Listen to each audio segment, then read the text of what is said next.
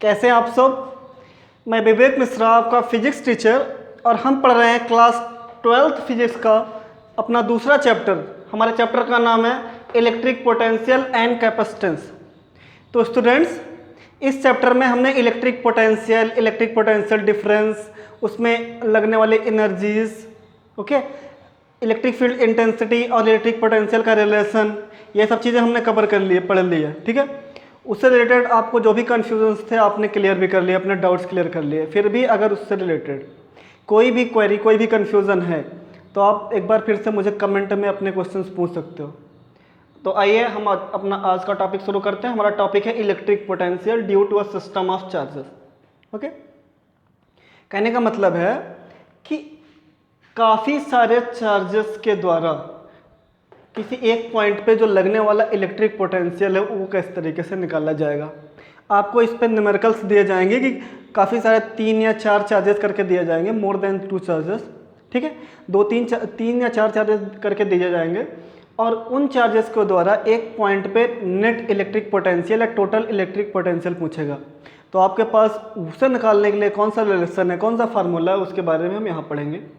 ये हमारा दूसरा टॉपिक। कहने का मतलब इसी को हम इस नाम से भी जानते हैं, superposition principle of electric potential. Means अगर 1 या 2 नंबर के एग्जाम में थियरी पूछता है direct superposition principle of electric potential क्या होता है, तब आप इसका यूज़ करेंगे। ओके, तो आइए देखते हैं पहले तो होता क्या है ये।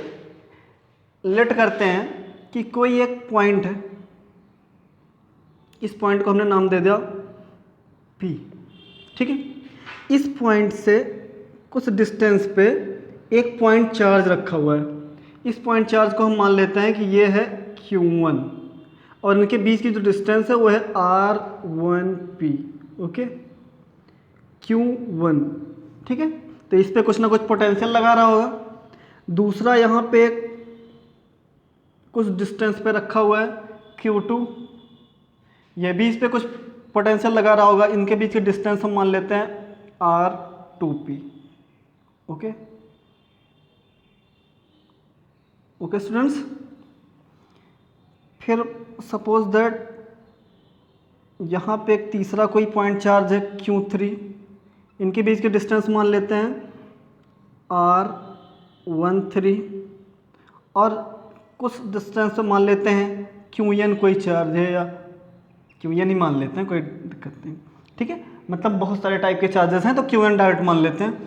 तो इसकी डिस्टेंस हम लेट कर लेते हैं, कितनी है, Np, Rnp। ओके स्टूडेंट्स, तो इस पॉइंट पे इन चार्जेस के द्वारा जो नेट इलेक्ट्रिक पोटेंशियल है वो क्या है, कैसे कैलकुलेट करेंगे।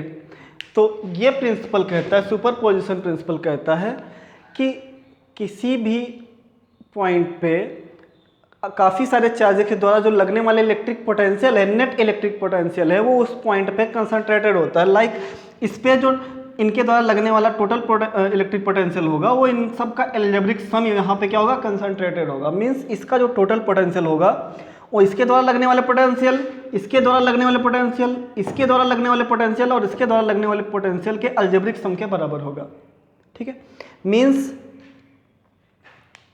जो नेट इलेक्ट्रिक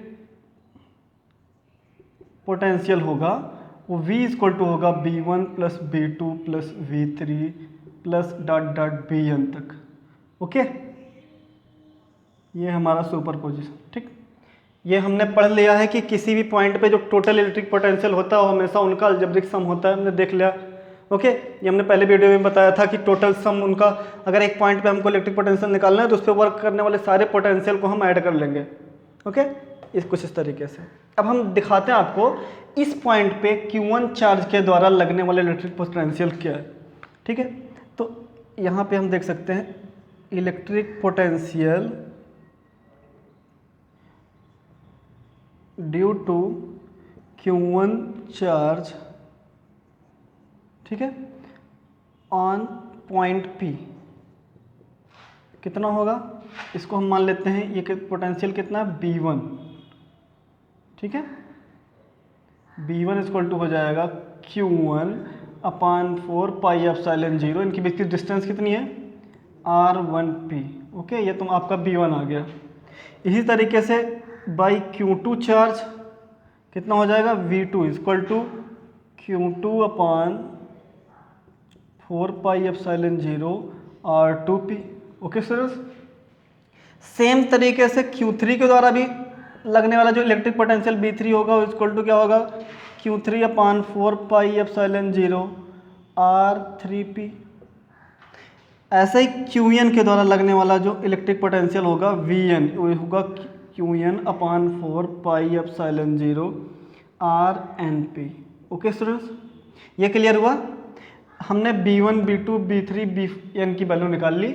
अब इन सारी वैल्यूज़ को यहाँ पुट कर दीजिए, उसके बाद आपका नेट इलेक्ट्रिक पोटेंशियल आ जाएगा इस पॉइंट पे कुल कितना होगा। ठीक है, तो हम इसको रखने के लिए इसको रफ करते हैं। कोई दिक्कत आपको, इसका आप स्क्रीनशॉट ले लीजिए। ओके, ले लिया आपने स्क्रीनशॉट, तो हम वैल्यूज़ रखते हैं यहाँ पे, हल्का सा रफ करते हैं।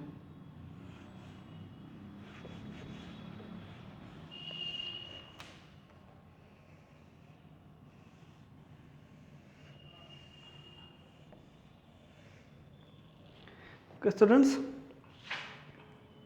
हमने आपको बताया V इज इक्वल टू हो जाएगा V1 plus V2 plus V3 plus dot dot Vn। ठीक है, तो V1 की वैल्यू रखते हैं Q1 अपान 4πε0 R1P। अभी हमने निकाला था V1 की वैल्यू, उसमें V2 की वैल्यू ऐड करते हैं 4πε0 R2P। V3 की वैल्यू ऐड करते हैं Q3 अपान 4πε0 R3P। और Qn की वैल्यू ऐड कर देते हैं, तो Bn की वैल्यू ऐड करते हैं Qn अपान 4πε0 कांस्टेंट रहेगा ही, बस R की वैल्यू चेंज होगी Np। ओके स्टूडेंट्स, इसमें आप देख रहे हैं 1 अपान 4πε0 इसमें भी है, इसमें भी है, इसमें भी, इसमें भी है, मतलब सब में कॉमन है। तो B is equal to 1 upon 4πε0 common कर सकते हैं। इसमें अंदर बचेगा Q1 अपान R1P प्लस Q2 अपान, सॉरी ये Q2 होगा, Q2 अपान R2P प्लस Q3 अपान R3P plus dot dot Qn अपान RnP। ओके स्टूडेंट्स, RnP ये आ गया हमारा net electric potential on a point by multiple charges. ठीक है, काफ़ी सारे चार्जेस के द्वारा किसी एक पॉइंट पे जो लगने वाला इलेक्ट्रिक पोटेंशियल होगा वो कुछ इस तरीके से काउंट किया जाएगा। ओके, तो इसका आप स्क्रीनशॉट ले लीजिए। यहाँ पे हम देख रहे हैं कि हम जिस तरीके से डिस्टेंस बढ़ाते जाएंगे पोटेंशियल अपने आप कम होता जाएगा। ओके, तो इसका आप स्क्रीनशॉट लीजिए, उसके बाद हम आपको अगला टॉपिक क्लियर करते हैं। Okay, take your screenshot. तो स्टूडेंट्स, हमारा अगला टॉपिक है potential energy due to your system of charges. मतलब अगर इतने चार्जेस वर्क करेंगे तो कुछ ना कुछ पोटेंशियल एनर्जी भी तो वेस्ट होगी, ओके, क्रिएट होगी। तो कहने का मतलब है कि ड्यू टू 2 पॉइंट चार्जेस, इसमें 2 टाइप्स हम पढ़ेंगे। पहला हम 2 चार्जेस के बीच में देखेंगे किस तरीके से पोटेंशियल एनर्जी होती है, उसके बाद हम मल्टीपल चार्जेस मतलब काफ़ी सारे मोर देन 2 चार्जेस के थ्रू देखेंगे किस तरीके से पोटेंशियल एनर्जी क्रिएट होती है। ओके, तो यहाँ पे हम आपको बता रहे हैं, हमने इलेक्ट्रिक पोटेंशियल में देखा था कि कोई एक पॉइंट चार्ज, ठीक है, किसी पॉइंट पे रखा हुआ था। मान लीजिए कि x पॉइंट पे एक पॉइंट चार्ज ने Q1 रखा हुआ है। इससे इनफाइनाइट डिस्टेंस पे एक दूसरा चार्ज रखा हुआ है Q2, दूसरा पॉइंट चार्ज रखा हुआ है Q2। ओके, तो इस चार्ज को इस चार्ज के फील्ड में लाने में जो वर्क किया जाता है वही हमारा इलेक्ट्रिक पोटेंशियल होता है। हम सपोज करते हैं इनफाइनाइट से इसे एक फिक्स पॉइंट पे लाते हैं, ये यहाँ तक पॉइंट मान लेते हैं कि ये पॉइंट y है, वहाँ तक Q को लाते हैं। ओके, Q2 को यहाँ तक लाने में, यहाँ से यहाँ तक लाने में कुछ ना कुछ वर्क करना पड़ा ना। इस वर्क करने में ही जितना हम वर्क करेंगे उतनी एनर्जी वेस्ट होगी। ओके, टोटल की टोटल एनर्जी इक्वल टू क्या होता है, वर्क।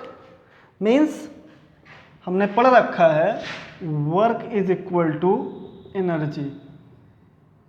अब यहाँ पे वर्क निकाल लेते हैं और वर्क ही एनर्जी के बराबर होगा। ओके, तो 2 पॉइंट चार्जेस के कारण जो पोटेंशियल एनर्जी हमारी वो होगी, तो सबसे पहले हम वर्क देखते हैं। हमारे पास इलेक्ट्रिक पोटेंशियल इक्वल टू है वर्क अपॉन चार्ज। ठीक, वर्क अपॉन चार्ज, तो वर्क इज इक्वल टू हो जाएगा electric potential V। Electric potential किसे शो करते हैं? V into charge. चार्ज हमारा कौन सा वाला है? Q2। ठीक है, इस वाले फार्मूले में जो चार्ज को लाने में वर्क किया जाता है वो वाला रखता है। और B इज इक्वल टू हम पढ़ चुके हैं कितना होता है? B is equal to Q1 upon 4 pi epsilon 0 into distance. Distance मान लेते हैं यहाँ से यहाँ तक की जो डिस्टेंस है वो है R12। ठीक, तो हो जाएगा R12 इंटू Q2, ये हमारा वर्क आ जाएगा। और हमने पढ़ा work is equal to energy, तो हमारी जो पोटेंशियल एनर्जी होगी, पोटेंशियल एनर्जी को हम शो करते हैं U से। ठीक है, तो पोटेंशियल एनर्जी होगी capital U is equal to होगा हमारा वर्क। ओके स्टूडेंट्स, तो लिखेंगे U is equal to Q1 Q2 upon 4 pi epsilon 0 R12। ओके, ये आ गई हमारी पोटेंशियल एनर्जी 2 पॉइंट चार्जेस के कारण। ठीक है, इसका आप स्क्रीनशॉट ले लीजिए। फिर हम आपको बताते हैं मल्टीपल चार्जेस के कारण किस तरीके से electric field, electric potential count किया जाता है, इलेक्ट्रिक पोटेंशियल एनर्जी काउंट की जाती है। ओके,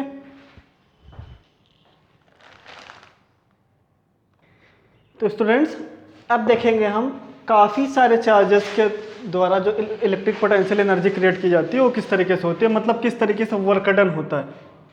लाइक हम नॉर्मली कहीं भी एक चार्ज को ला रहे हैं Q1, ठीक, तो किसी की फील्ड में तो ला नहीं रहे, तो इस पर जो लगने वाला वर्क होगा वो कितना होगा? 0।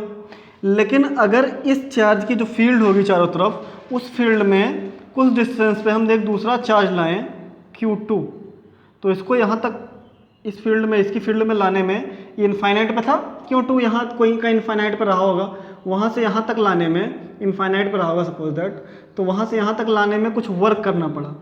ठीक है, तो इनके द्वारा किया गया जो वर्क होगा इस पर, ये होगा कितना, कर लेते हैं W2।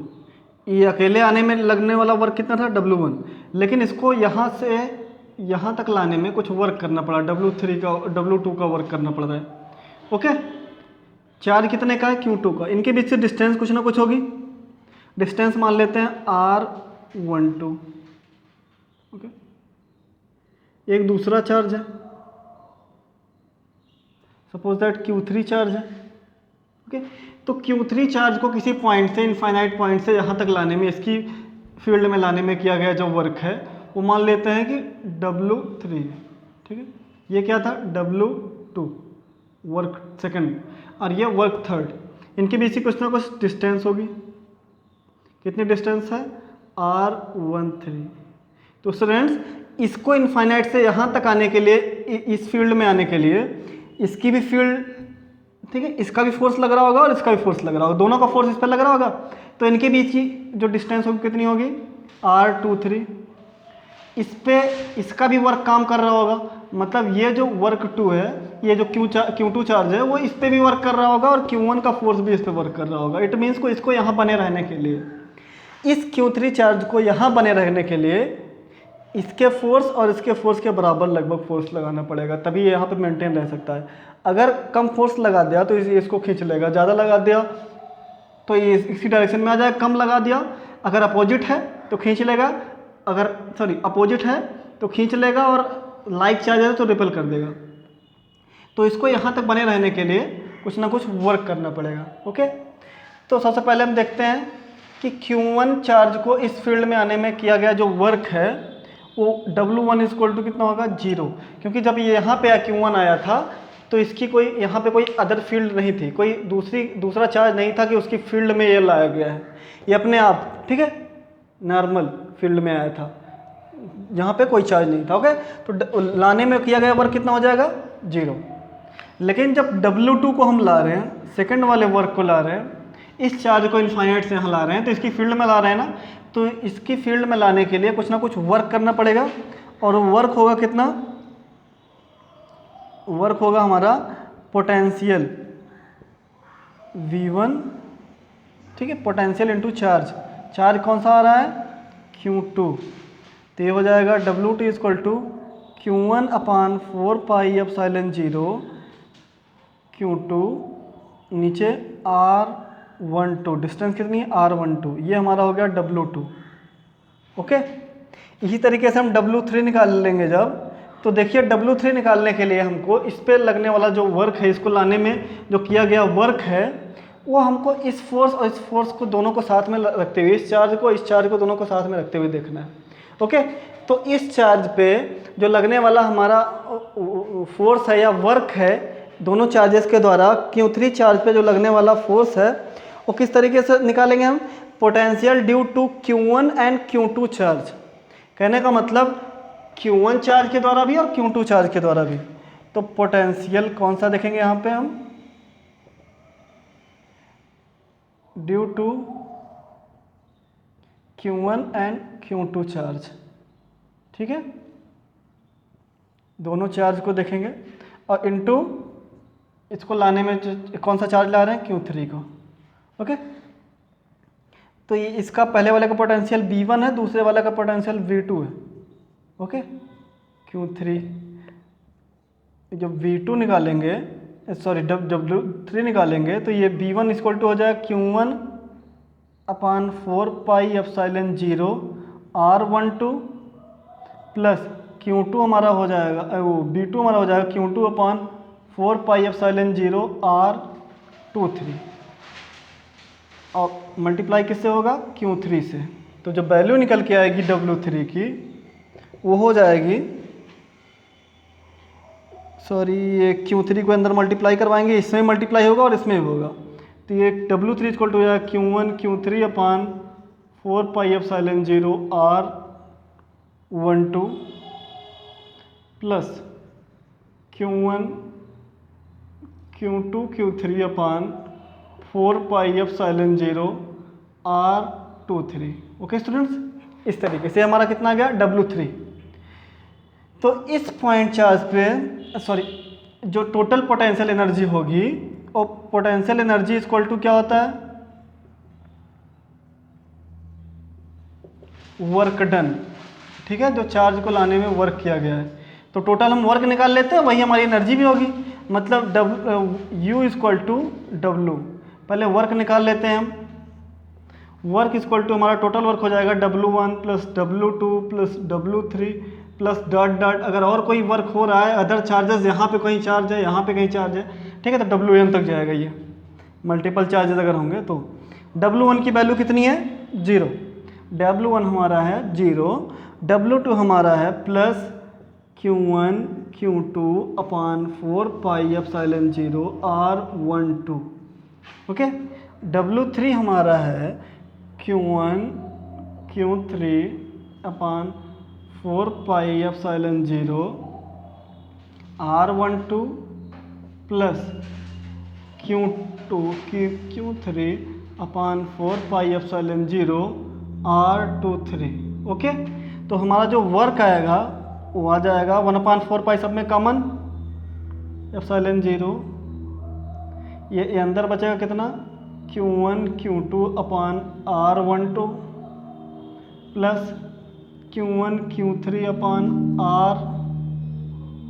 सॉरी यहाँ पे जो V1 था उसके द्वारा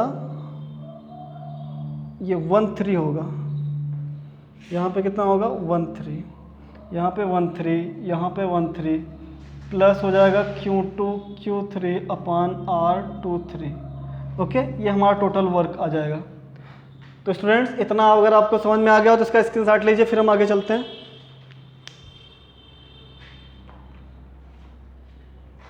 यहाँ से हम इसको रफ कर रहे हैं।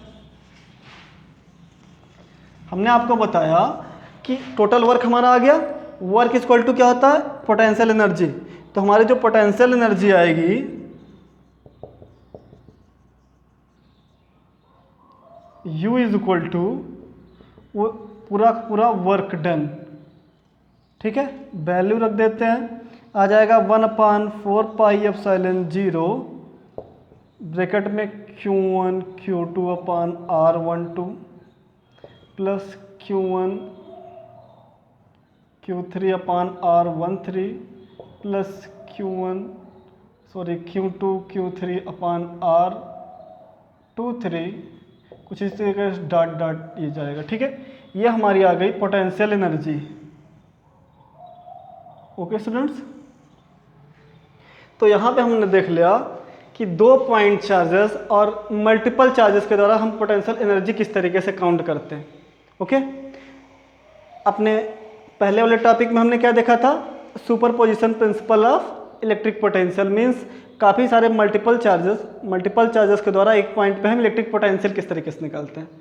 तो स्टूडेंट्स, आज हमने कुल 3 टॉपिक्स पढ़ लिए, तो उम्मीद करता हूँ आपको ये सारे टॉपिक्स समझ में आ गए होंगे। और टॉपिक टफ है, इसलिए हो सकता है काफ़ी सारी क्वेरीज हो, तो आप इससे रिलेटेड जितनी भी टाइप की क्वेरी हैं वो हमारे यूट्यूब चैनल के कमेंट बॉक्स में जाके हमसे कमेंट करके पूछ सकते हो। ओके, और अगर अभी तक आपने हमारा वीडियो सब्सक्राइब नहीं किया है तो चैनल को सब्सक्राइब करिए, जिससे आगे की वीडियोस आप तक आसानी से पहुंच सकें। मिलते हैं अपने अगले वीडियो में एक नए टॉपिक के साथ, तब तक के लिए बाय बाय। आप इसका स्क्रीनशॉट ले लीजिए एक बार।